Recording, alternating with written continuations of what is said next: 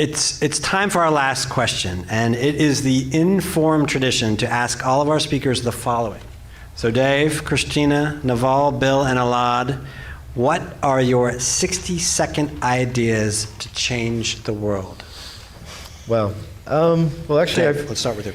Kind of feel like I'm working on some of those already. I think one of the things we're trying to do is bring a lot of the kind of practices of Silicon Valley to other places around the world. So we've done probably close to 500 investments so far in the last 3 years. Probably about 130 to 150 of those have been outside the U.S.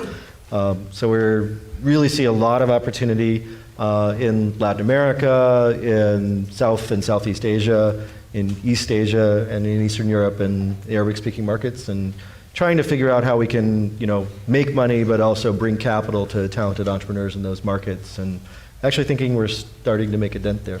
Great. Christina.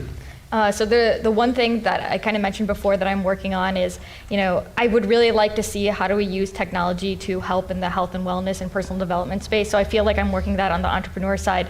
But also on the investing side, I'd really like to get more involved with how do we increase access to capital for female entrepreneurs, because I definitely think that that's a big issue.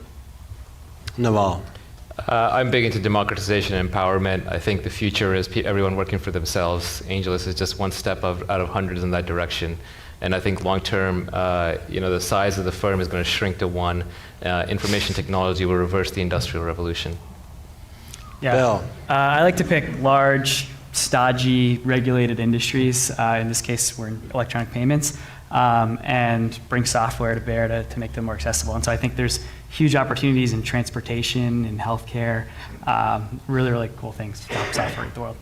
Elad. For me, it would be mass scale sequencing of the human population. So I think ultimately gene sequencing. Yeah, so I think we're moving to an era where gene sequencing is extremely cheap, and it's going to get even cheaper. And so it's going to fundamentally shift multiple aspects of our healthcare system. So I think that's coming pretty soon.